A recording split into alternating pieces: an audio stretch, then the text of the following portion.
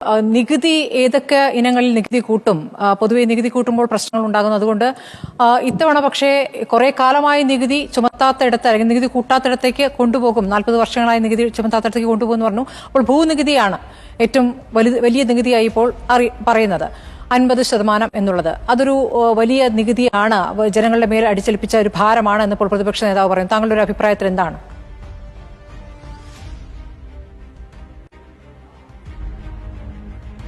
അവലോകനം ചെയ്തുകൊണ്ട് വളരെ ബാലൻസ്ഡ് ആയിട്ട് ഒരു രീതിയിലാണ് ബഡ്ജറ്റ് മുന്നോട്ട് പോകുന്നത്. എല്ലാ മേഖലകൾക്കുള്ള ഒരു അലോക്കേഷൻ കാര്യങ്ങളൊക്കെ. സ്മൃതി ചോദിച്ച ചോദ്യത്തിലേക്ക് വരുമ്പോൾ ഇപ്പോൾ കോടതി ഫീസുകളുടെ വർധന എടുക്കുക. 20 വർഷത്തിന് മുമ്പാണ് കോടതി ഫീസ് 2004 അവസാനമായിട്ട് പരിഷ്കരിക്കുന്നത്. ആ ഫീസാണ് ഇപ്പോൾ പരിഷ്കരിച്ചിരിക്കുന്നത്. ആ നിർദ്ദേശത്തിലെ ഒരു പ്രധാനപ്പെട്ട കാര്യം ജസ്റ്റിസ് വി.കെ. മോഹനൻ കമ്മീഷന്റെ റിപ്പോർട്ട് മനസ്സിലാക്കിക്കൊണ്ട് ഞാനൊരു കാര്യം പറയുന്നു.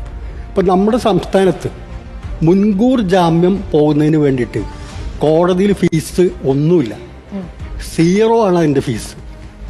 പക്ഷേ കമ്മിറ്റി സജസ്റ്റ് ചെയ്തിരിക്കുന്നത് 500 രൂപ ഫീസ് വേണമെന്നാണ്. ഒരു മുൻകൂർ ജാമ്യത്തിന് ഹൈക്കോടതി പോകണമെങ്കിൽ ചുരുങ്ങിയതൊരു വക്കീലിൻ്റെ മുമ്പാകെ 1 ലക്ഷം രൂപ എടുത്തു വയ്ക്കണം. അത് ആ മുൻകൂർ ജാമ്യത്തിന് പോകുന്ന വ്യക്തികളെക്കുറിച്ചും സ്മൃതിക്ക് നന്നായിട്ട് അറിയാം. ഏത് കാറ്റഗറിയിലുള്ള ഏത് ഇൻകം ബ്രാക്കറ്റിൽ നിന്നുള്ള ആളുകളാണ് വരുന്നത് നമുക്ക് എല്ലാവർക്കും അറിയാം. അവർക്കാണ് ഈ 500 രൂപ ഈ ഇതിൽ വരുന്നത്. അത് 0-ൽ നിന്ന് 500 രൂപയാക്കിയതിൽ എന്താണൊരു ലോജിക്കില്ലായ്മ, ഒരു യാഥാർത്ഥ്യബോധമില്ലായ്മ? പിന്നെ മറ്റൊന്ന്, ഇപ്പോൾ നമ്മൾ 50% ഇൻക്രീസ് എന്ന് പറയുമ്പോൾ പെർസെൻറ്റേജ് വൈസ് വലിയ സംഭവമാണ്. അപ്പോൾ ഒരു സെൻറ്റിന് ഒരാറിനോ എത്രയാവട്ടെ 5 രൂപയിൽ നിന്നും 7.5 രൂപയിലേക്കാണ് 2 രൂപ 50 പൈസ പഞ്ചായത്തിൽ. അത് തന്നെ മുനിസിപ്പാലിറ്റിയിലേക്ക് വരുമ്പോൾ 30 ആവുന്നു. ഈ വർധനയിൽ എന്താണ് ഒരു ഇതെന്ന് പറയുന്നത്? അപ്പോൾ തനത് നികുതി വരുമാനം വർദ്ധിപ്പിക്കുക എന്നുള്ളത് വളരെ പ്രധാനമാണ്. കാരണം ഗവൺമെൻറ്റിൽ നികുതി വരുമാനം വർദ്ധിപ്പിക്കുന്ന റിസോഴ്സസ് ഇന്നില്ല.